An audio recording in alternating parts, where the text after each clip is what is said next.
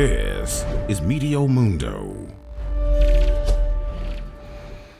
Hi everyone, Rusty back here with your latest Meteo Mundo video. This is your Tropics update for Saturday, October the 14th, and we will continue to be monitoring an area in the South Atlantic that's going to have a lot of interest here. First of all, a high chance of development over the week ahead, and based on its potential track, could be impacting portions of the Caribbean islands. Let's take a look at what's happening across the South Atlantic. Now, we still have Sean, which is a very weak tropical storm, but it'll be dying out very quickly, and then we'll really be focusing our attention on this disturbance. A high chance of development. More than likely, we'll get a depression out of this in the next 24 to 48 hours.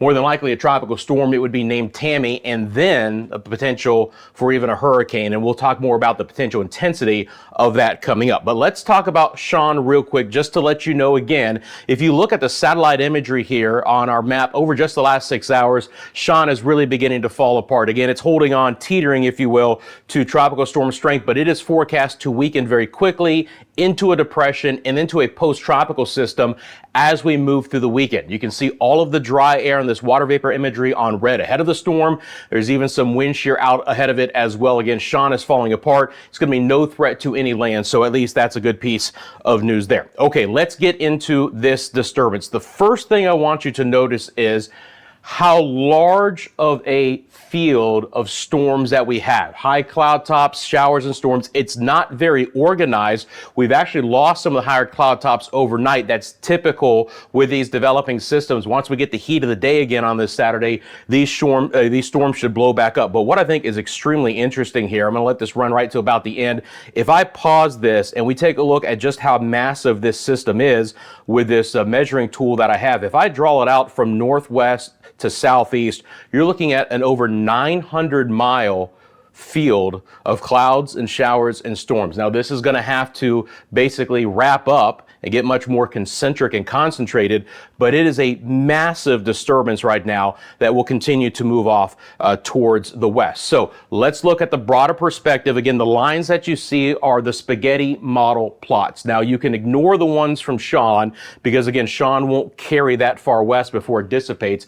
But again, you notice the lines here beginning to move into the western Atlantic and close to the windward in the Leeward Islands as we get 7, 8, 9 days out, just depending on the actual movement forward speed, if you will. But again, it's a south low latitude storm, meaning it's not going to be gaining a lot of latitude. It's not going to be heading north anytime soon as it moves off towards the west. Now, if I zoom in a little bit on this, and again, you got to take this with a grain of salt. These are just the first kind of models that are running on this, but we start to see some of those plots as far south as Martinique, certainly up through the Leeward Islands, and potentially the British and U.S. Virgin Islands, Puerto Rico, and the Dominican Republic. Again, these lines are from Sean. You can ignore those. The ones off to the south, those are the spaghetti plots with what could become Tammy as we go through the week. We are still well more than a week out if this were to take this track. But again, if I live in these areas, all of the windward and Leeward Islands from Trinidad and Tobago all the way up towards Anguilla,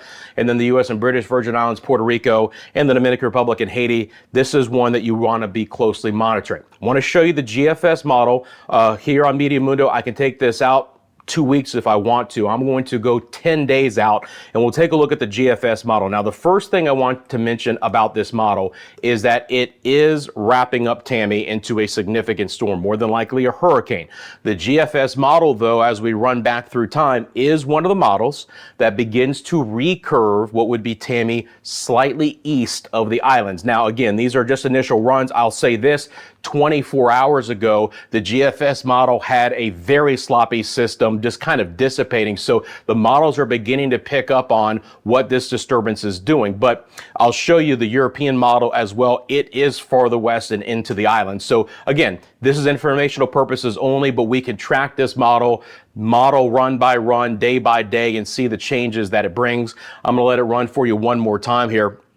And again, you can see that this does wrap up a very significant storm, a clear eye, in our future radar, and then moving up towards the north and to the west, but slightly east of the islands. I want to go back real quick to the overall view of this, because what I really want to do here is I want to put on the water vapor imagery and just note that when I zoom this out a little bit more, sure, there is dry air ahead of this storm, but I want you to look at the massive clouds and moisture that's associated with this disturbance. This is a huge disturbance, and I only mention this because we don't see this very often, especially with a developing system. I mean, when you look at the size of what Sean is compared to what this disturbance is, it's going to create its own environment. There's no issue with the drier air. That's not going to stop it. It might slow down the development initially, but it's not going to stop this thing from getting going. All right, now what I want to do is I'm going to take this, I'm going to slide it out of the way because I want to show you the European model. We looked at the GFS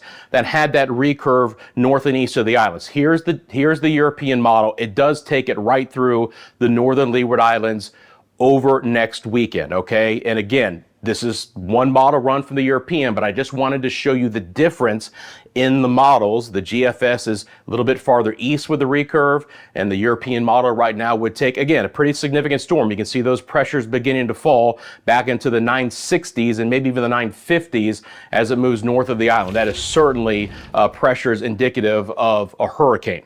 So these are the model tracks from the European model. Again, the European model is an ensemble model.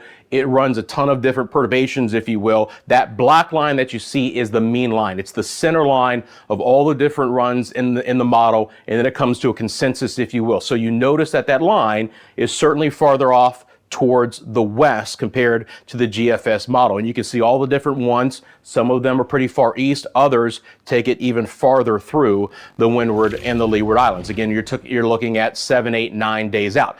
Looking at the potential sustained winds, now you're looking at a system again that is generally getting up to hurricane strength. Again, look at the black line, the European, that's the consensus line, if you will, the ensemble mean, which takes it to a category 2. And you can see the time frame as we get towards the weekend, potentially already a hurricane, and through the weekend continuing to strengthen. Again, this is nothing to do with the track. This is just what Invest 94L could become, and the European model has it generally becoming a category 2 hurricane. This is the GFS model. It's the same thing I just showed you, but we'll look at the GFS model. Again, I want you to notice that on that track with the GFS, the black line, the ensemble mean, it is slightly farther north and east. That's good news, but other perturbations of that run are taking it farther west. So there are some GFS model runs that do have it coming into the islands. The overall consensus with the GFS is to keep it away from the islands. But again, it's going to be a close shave, and this is just some of the first initial runs. Again, once this system really develops a center of circulation, these models become much more skillful, both on track and intensity. Certainly with track, the intensity, look, these Atlantic waters are so warm right now. One thing we've seen is that these models really can't handle how quickly these storms develop. So that's not great news when I tell you that, and you look at the GFS model, and it has the ensemble mean of this system becoming a hurricane as well. About the same time frame as the European model. We could even potentially have a hurricane a little bit earlier in the week based on the GFS, and some of them have it running up to a category 2. So again, the situation is one of where we have to continue to watch what's happening in the Atlantic, and we will do so all week. Promise you I'll keep you updated right here on Meteo Mundo with the latest. Make sure you tune back in. Let me know where you're viewing from. I always like to hear that. Drop a line in the comments and let me know a local weather report, what you've been seeing lately as well. And of course, we appreciate you liking these videos. And if you